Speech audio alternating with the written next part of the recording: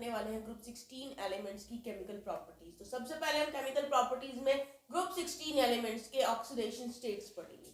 तो group 16 elements variety of oxidation state show करते हैं। तो वन बाय वन हम डिस्कस करेंगे कि कौन से ऑक्सीडेशन स्टेट की कितनी स्टेबिलिटी है उसके बारे में। तो जैसे कि मैंने आपको बताया दे show variety of oxidation states. तो सबसे पहले हम करेंगे कि -2, सबसे पहले -2 ऑक्सीडेशन स्टेट की स्टेबिलिटी के बारे में हम बात करेंगे।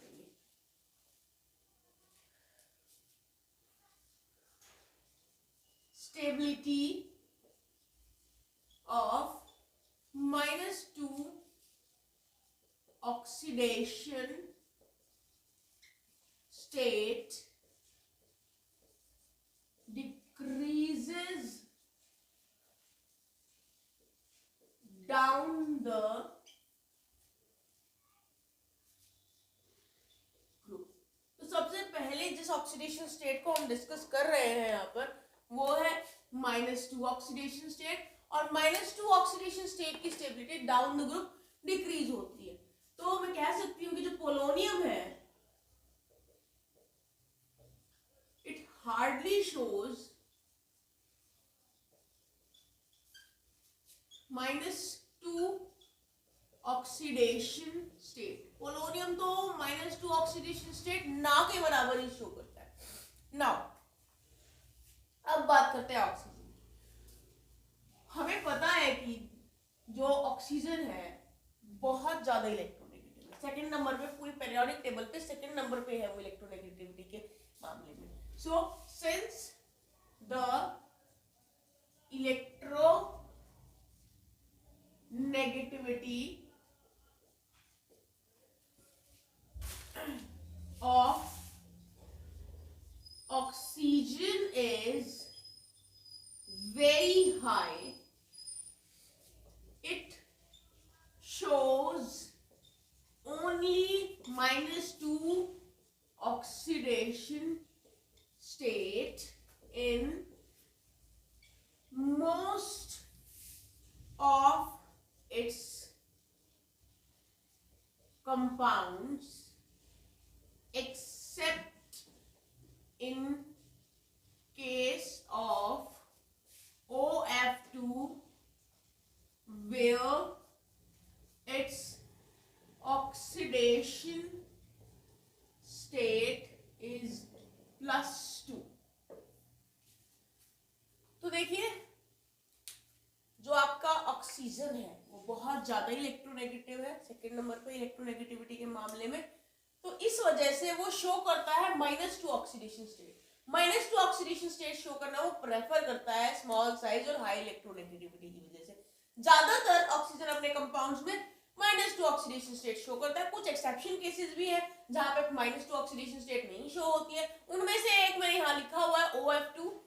इस कंपाउंड के अंदर ऑक्सीजन की ऑक्सीडेशन स्टेट +2 है क्योंकि यहाँ पे ऑक्सीजन से भी ज्यादा इलेक्ट्रोनेगेटिव फ्लोरीन प्रेजेंट है, जिस वजह से ऑक्सीजन की ऑक्सीडेशन स्टेट +2 हो जाती है। और भी केसेस है आपने 11th क्लास में पढ़े भी होंगे। इसके बाद आपको आगे बताती हूं मैं इसके अलावा -2 के अलावा कौन कौन सी ऑक्सीडेशन स्टेट शो होती है। other elements of this group, इस ग्रुप के जो बाकी एलिमेंट्स हैं जैसे सल्फर, सेलेनियम, टेल्यूरियम वगैरह हो गए, पोलोनियम हो गए, उनकी बात कर रही हूं मैं। So the other elements of this group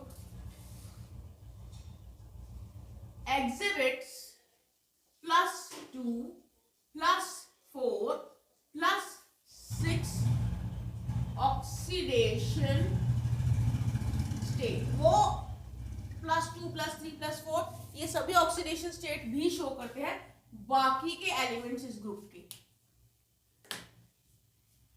लेकिन इन ऑक्सीडेशन स्टेट में से +4 और +6 आर मोर कॉमन, ज्यादा कॉमन +4 और +6 है। होंगी वो स्टेट भी शो बट ये ज्यादा कॉमन रहेंगी इस ग्रुप के एलिमेंट्स के केस में oxidation state. Next point discuss करते हैं sulphur selenium, tellurium usually show +4 oxidation state in their compounds with oxygen and +6 with fluorine. तो जब सल्फर, सेलेनियम और टेल्यूरियम की बात की जाए तो +4 ऑक्सीडेशन स्टेट वो कब शो करते हैं? जब वो ऑक्सीजन के साथ कंपाउंड बनाते हैं। और ये एलिमेंट्स +6 ऑक्सीडेशन स्टेट कब शो करते हैं? जब वो फ्लोरीन के साथ कंपाउंड बनाते हैं। तो इस चीज का आपको ध्यान रखना है। नेक्स्ट पॉइंट देखिए, स्टेबिलिटी की बात करते हैं। स्टेबिलिटी ऑफ +6 ऑक्सीडेशन स्टेट, सबसे पहले +6 की ऑक्सीडेशन स्टेट की स्टेबिलिटी के बारे में बताती हूँ। तो स्टेबिलिटी जो है +6 ऑक्सीडेशन स्टेट की डाउन द ग्रुप डिक्रीज हो जाती है, decreases down the group. And +4 की बात की जाए तो and the stability of +4 oxidation state increases down the group। +4 oxidation state की जो स्टेबिलिटी है डाउन द ग्रुप इंक्रीज होती है, +6 ऑक्सीडेशन स्टेट की stability down the group decrease होती है। ऐसे ही -2 की भी stability down the group decrease होती है। जो सिर्फ और सिर्फ +4 ऑक्सीडेशन स्टेट ऐसी है जिसकी stability down the group increase हो जाती है। और कारण क्या है इसका? इसका कारण भी मैं आपको बताऊंगी। Due to inert pair effect. ये आप ऑलरेडी जानते हैं इनर्ट पेयर इफेक्ट क्या होता है। इस ग्रुप की कॉन्फ़िगरेशन है NS2NP4। तो ये जो इलेक्ट्रॉन्स है NH2 वाले वो बॉन्ड फॉर्मेशन में पार्टिसिपेट कम ही करते हैं। इस वजह से p ऑर्बिटल के 4 इलेक्ट्रॉन ज्यादा इन्वॉल्व रहते हैं बॉन्ड फॉर्मेशन में, इसीलिए +4 oxidation state down the group increase होती है। तो ये हो गई आपके इनकी स्टेबिलिटी की बात। एक और पॉइंट है यहाँ पर, जो बॉन्डिंग है,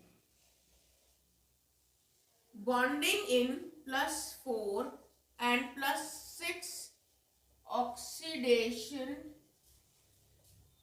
state is primarily covalent। तो +4 और +6 ऑक्सीडेशन स्टेट में जो बॉन्डिंग होगी वो आयनिक नहीं होगी, वो कोवलेंट होगी। तो इन बातों का आपको ध्यान रखना है।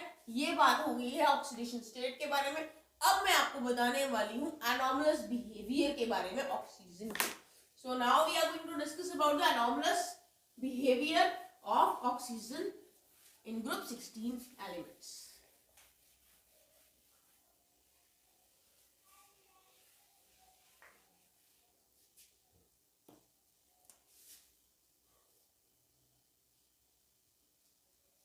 Anomalous behavior of oxygen. Oxygen के एनॉमलस बिहेवियर को हम पढ़ेंगे क्योंकि इसका एनॉमलस बिहेवियर इसकी केमिकल प्रॉपर्टीज को भी अलग कर देता है। तो देखिए, anomalous behaviour of oxygen is due to, किन कारणों से एनॉमलस बिहेवियर है ऑक्सीजन का? Number first,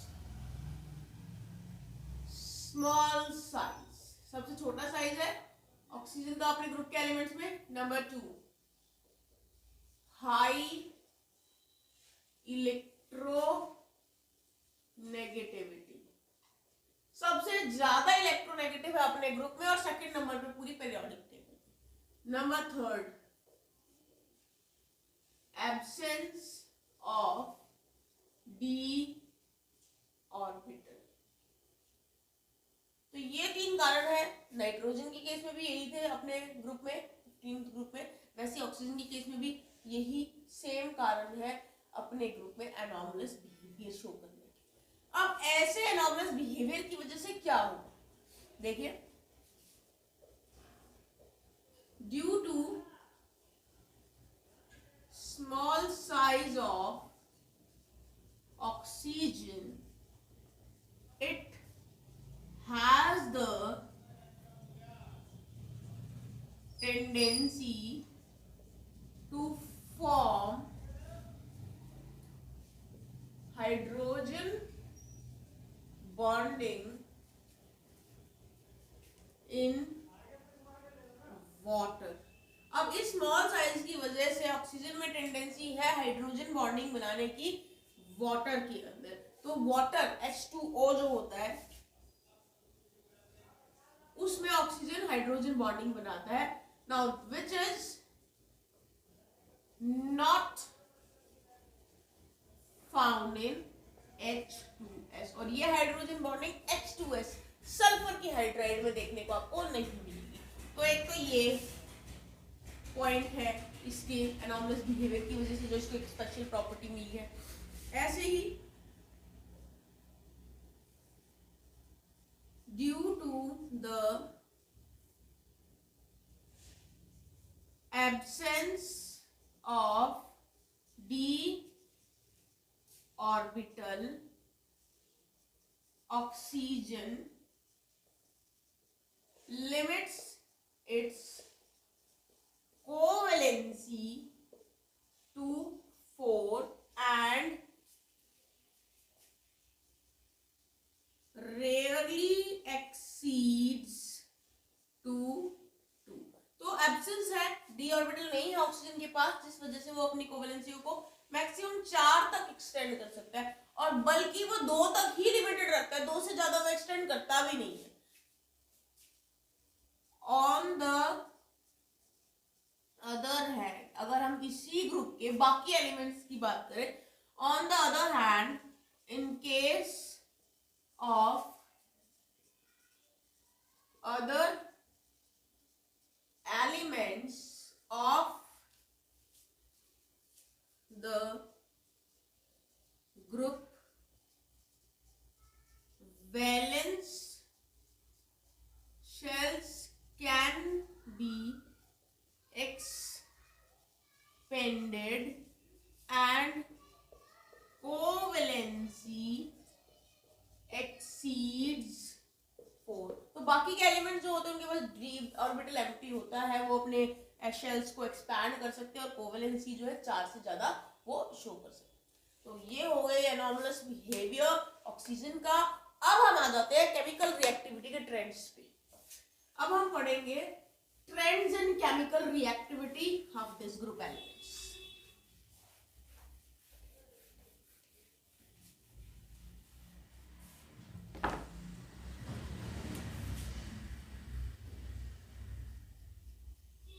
trends in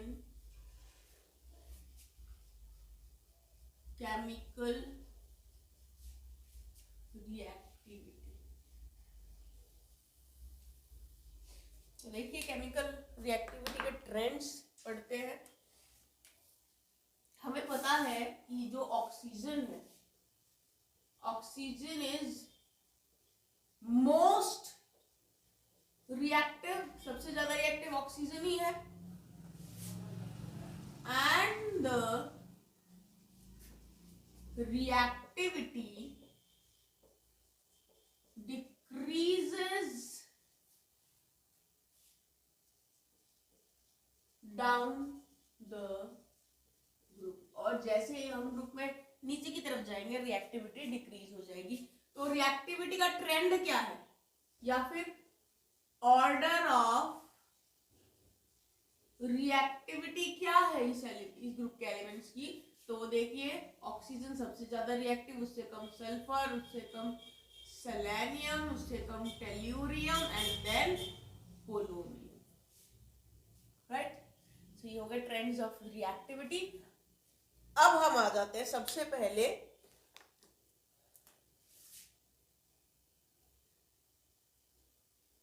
reactivity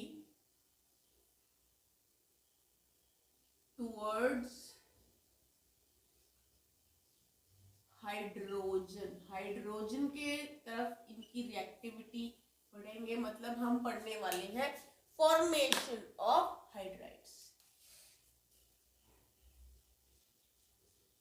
all elements form H2E type of hydrides. H2E type के हाइड्राइड्स बनाते हैं, जिसमें H तो हाइड्रोजन है, E इसी ग्रुप के एलिमेंट्स है, ऑक्सीजन, सल्फर, सेलेनियम, टेल्यूरियम और पोलोनियम। तो ये आपके अब हाइड्राइड्स जो है इस टाइप के बन तो रहे हैं, उनकी थोड़ी प्रॉपर्टीज डिस्कस कर लेते हैं, फिर डिस्कस करेंगे आगे। एक बनता है H2O ऑक्सीजन का हाइड्राइड, फिर बनता है H2S सल्फर का हाइड्राइड, फिर बनता है H2Se सेलेनियम का हाइड्राइड, फिर बनता है H2Te टेल्यूरियम का हाइड्राइड। हम ये पढ़ेंगे। फिर हम पढ़ेंगे इसी के रिगार्डिंग इनकी कुछ प्रॉपर्टीज, जैसे कि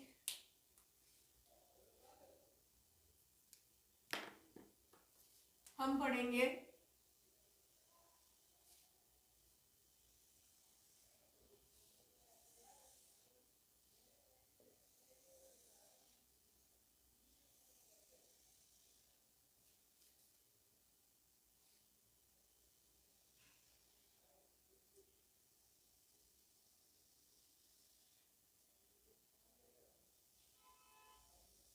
देखिए, सबसे पहले हम पढ़ेंगे melting point. Melting point kelvin में होगा।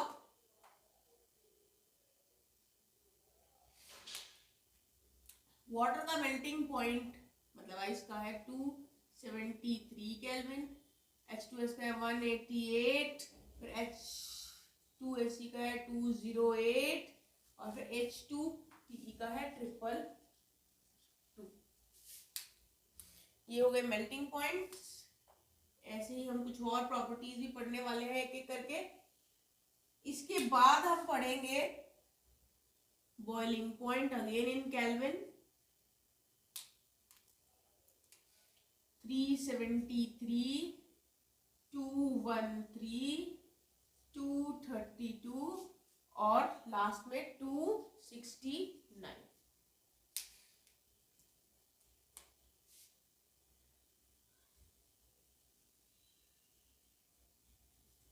फिर नेक्स्ट प्रॉपर्टी हम पढ़ने वाले हैं इसकी HE। पिकोमीटर्स में हम इसकी बॉन्ड लेंथ पढ़ेंगे, और पिकोमीटर में इसकी बॉन्ड लेंथ क्या है, 96 for water, 134 for HS and 146 for this and 169 for this.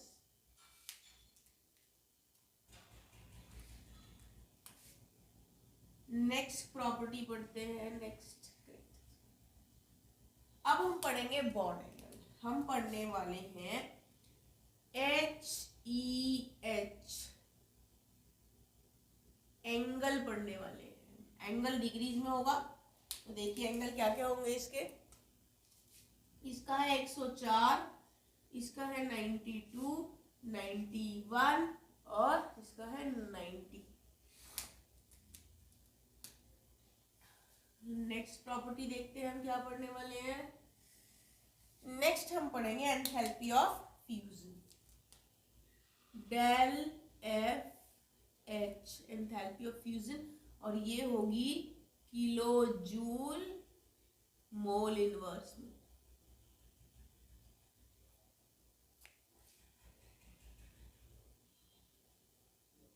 क्या पढ़ने वाले हैं हम, enthalpy of fusion and that is in kilojoule mole inverse. तो क्या है इसकी एंथैल्पी ऑफ फ्यूजन की वैल्यूज मैं लिख देती हूँ। इसकी है -286, then -20, then -73 and then 100।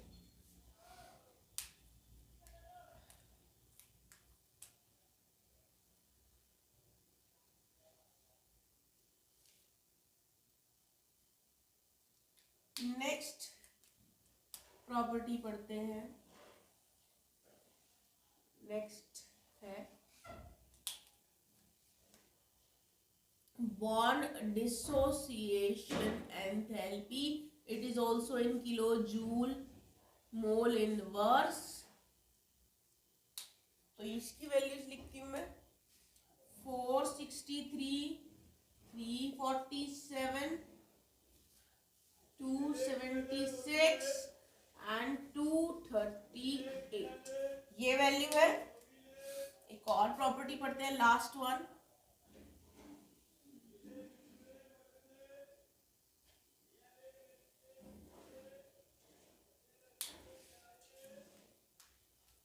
Last property हम पढ़ेंगे डिसोसिएशन कांस्टेंट।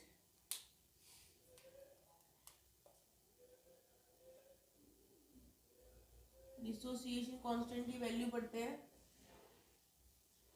पहले है 1.8 इंटू 10⁻⁻16, दूसरी है 1.3 इंटू 10⁻⁻7, फिर है 1.3 into 10⁻⁻4 and then 2.3 into 10⁻⁻3।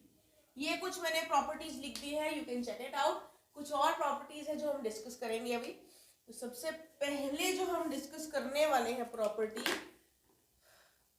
Hydrides की, वो है acidic character. Acidic character discuss करेंगे। Acidic character increases down the group में नीचे की तरफ जाते हैं तो एसिडिक कैरेक्टर इंक्रीज होता है। तो acidic character increases down the group due to decrease in bond enthalpy for dissociation of HE। तो आप देख सकते हो बॉन्ड डिसोसिएशन एंथैल्पी यहाँ पर के डिक्रीज हो रही है, डाउन द ग्रुप डिक्रीज हो रही है। आप देख सकते हो वैल्यू। उससे क्या होगा, प्रोटॉन को रिमूव करना, प्रोटॉन को रिलीज करना इजी हो जाएगा क्योंकि एंथैल्पी कम लगेगी। तो प्रोटॉन रिलीज करना इजी हो जाएगा तो एसिडिक कैरेक्टर बढ़ जाएगा डाउन द ग्रुप, राइट। पर नेक्स्ट प्रॉपर्टी हम पढ़ेंगे थर्मल स्टेबिलिटी। थर्मल स्टेबिलिटी की बात करें तो थर्मल स्टेबिलिटी भी डिक्रीज होती है, डिक्रीजेस डाउन द ग्रुप। कारण क्या है, सेम ये ऊपर वाला ही कारण, due to decrease in bond enthalpy for dissociation of HE। तो आप देख सकते हो स्टेबिलिटी मतलब कि कितना जो है स्टेबल है बॉन्ड। तो डाउन द ग्रुप बॉन्ड को तोड़ने के लिए कम एनर्जी लग रही है क्योंकि वो कम स्टेबल है, तो ये थर्मल स्टेबिलिटी वाली बात भी होगी। एक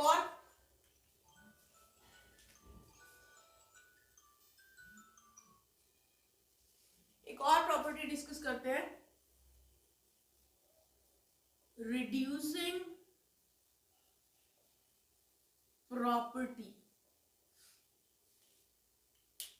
तो रिड्यूसिंग प्रॉपर्टी की बात करूं तो all hydrides except H2O possesses reducing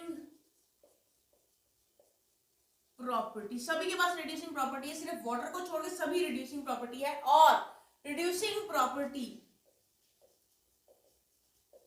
increase होती है from H2S to H2TE, H2S से H2TE की तरफ जाते हैं तो रिड्यूसिंग प्रॉपर्टी बढ़ती चली जाती है। So this was the reactivity towards hydrogen. उसके प्रॉपर्टीज कुछ यहाँ डिस्कस किया, कुछ हमें वैल्यूज दी है, तो you can check this out. अब हम नेक्स्ट की तरफ पढ़ते हैं। नेक्स्ट पढ़ेंगे reactivity towards hydrogen, sorry reactivity towards oxygen पढ़ने वाले हैं नेक्स्ट हम।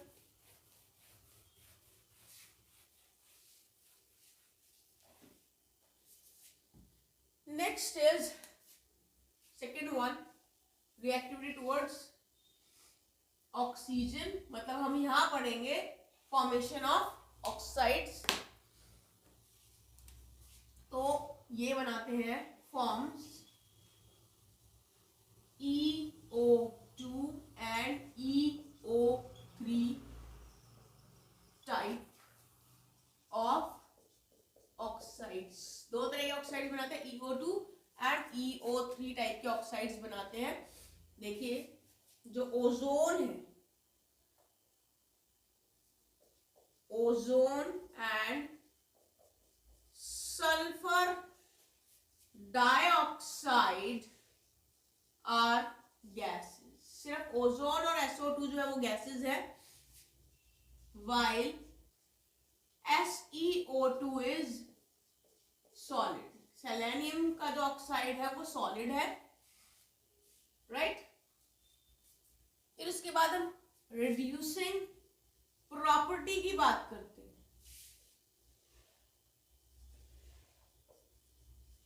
रिड्यूसिंग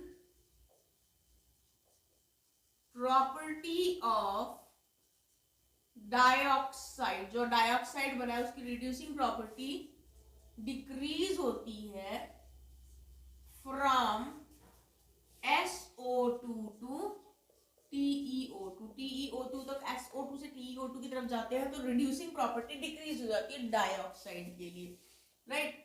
सल्फर डाइऑक्साइड जो है इज डिक्रीज इतनी होती है कि sulphur dioxide is reducing agent and tellurium dioxide is oxidising agent. इतनी ज्यादा डिफरेंस है इनकी रिड्यूसिंग प्रॉपर्टी में। एक और रिड्यूसिंग एजेंट है और दूसरा ऑक्सीडाइजिंग एजेंट बना हुआ है। Next property, besides EO2 type के अलावा, जो मैंने यहाँ पे बताया है EO2 टाइप के अलावा, sulphur, selenium, tellurium also form EO3, यहाँ लिखा हुआ है EO3 टाइप। तो EO2 के अलावा EO3 टाइप ऑफ ऑक्साइड भी बनाते हैं, जैसे SO3 बनेगा, SeO3 बनेगा और TeO3 बनेगा। नाउ एक और प्रॉपर्टी, बोथ ऑक्साइड्स, बोथ मतलब EO2 भी और EO3 भी, both oxides are acidic in nature. Nature में दोनों ही ऑक्साइड्स एसिडिक। तो ये हो गई reactivity towards oxygen. Now we are going to discuss about the reactivity towards halogen, third type है।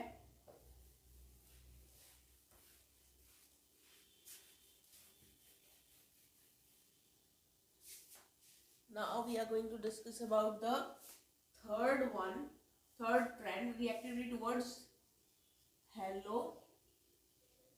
मतलब यहाँ होगी फॉर्मेशन ऑफ हेलाइड्स। तो हेलोजेंस किस तरह के बनाते हैं? फॉर्म्स EX6, EX4 और EX2 type.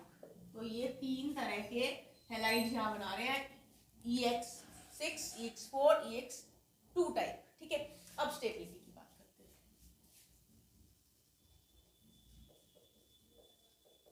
Stability of halides decreases in order F negative, Cl negative, Br negative और I नेगेटिव। तो ये स्टेबिलिटी का ट्रेंड है। जो फ्लोराइड के हैलाइड्स होंगे वो ज्यादा स्टेबल होंगे एज कंपेयर टू अदर्स। तो सबसे कम स्टेबल हैलाइड किसका बनेगा? आयोडाइड का बनेगा। नेक्स्ट पॉइंट पढ़ते हैं। Among hexa halides, hexa halides की बात पहले हम कर रहे हैं। जो अमंग हेक्सा हैलाइड्स के अंदर hexa fluorides are only stable halides. तो हेक्सा हैलाइड्स में हेक्सा फ्लोराइड ही सिर्फ ऐसा हैलाइड है जो स्टेबल होता है, बाकी के हेक्सा हैलाइड स्टेबल नहीं है, क्योंकि साइज की बात आ जाती है। फ्लोराइड जो है उसका साइज छोटा होता है, तो 6 छोटे छोटे फ्लोराइड को अकोमोडेट करना वो इजी होता है। और बाकी इनकी बात की जाए तो इनके साइज बड़े होते हैं, तो 6 बल्कि एटम्स को अकोमोडेट करना वो इजी नहीं होता है। तो इस वजह से हेक्सा हैलाइड में सिर्फ हेक्सा फ्लोराइड का ही स्टेबल है, बाकी स्टीरिक रीजंस की वजह से स्टेबल नहीं होते। वो एक दूसरे को जो है इतना स्पेस जो है उसको नहीं दे पाते। एटम्स ज्यादा बड़े होते तो अकोमोडेट नहीं कर पाते बड़े साइज के एटम्स इस ग्रुप के elements.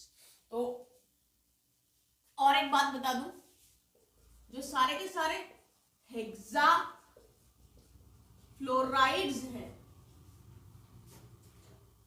They are gases, gases है ये विद ऑक्टाहेड्रल स्ट्रक्चर। गैसेस है और ऑक्टाहेड्रल स्ट्रक्चर्स है। फिर सल्फर जो है, सल्फर हेक्सा फ्लोराइड मतलब कि SF6 जो है इज एक्सेप्शनली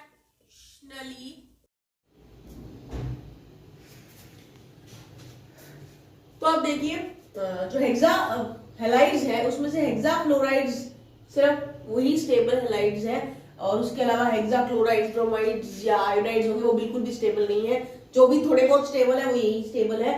और जो हेक्सा फ्लोराइड्स है उनका ऑक्टाहेड्रल स्ट्रक्चर होता है और वो गैसेस होते हैं।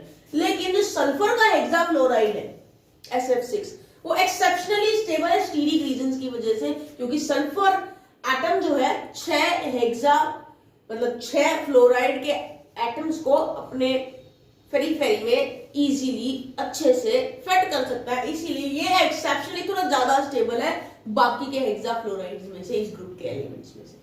फिर आ जाते हैं टेट्राहैलाइड्स पे। टेट्राहैलाइड्स में SF4 गैस है, SeF4 लिक्विड है और TeF4 वो सॉलिड है।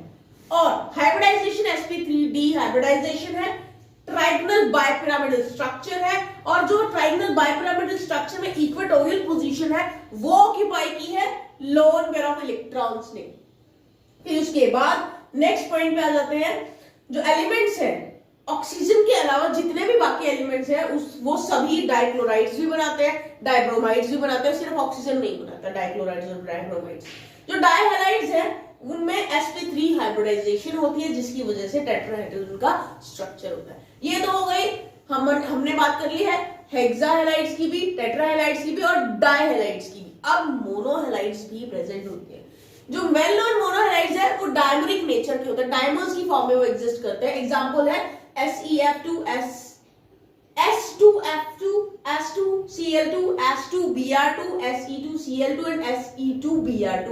ये कुछ कॉमनली नॉन इस ग्रुप के मोनोहैलाइड्स है जो डायमरिक फॉर्म में एग्जिस्ट करते हैं। ये जो डायमर्स होते हैं वो बहुत जल्दी डिस्प्रोपोर्शनेट हो जाते हैं, और डिस्प्रोपोर्शनेशन रिएक्शन एक मैंने यहाँ पे लिखी भी हुई है जिसमें Se2Cl2 जो कि एक मोनोहैलाइड का डायमर है वो डिस्प्रोपोर्शनेट होके SeCl4 बना रहा है और Se बना रहा है। यहाँ पर सेलेनियम का ऑक्सीडेशन स्टेट +1 है, यहाँ पर +4 है और यहाँ पर 0 है। तो आप देख सकते हैं डिस्प्रोपोर्शनेट हो जाते हैं ये डायमरिक फॉर्म में मोनोहैलाइड्स। So this was the chemical properties of group 16 elements.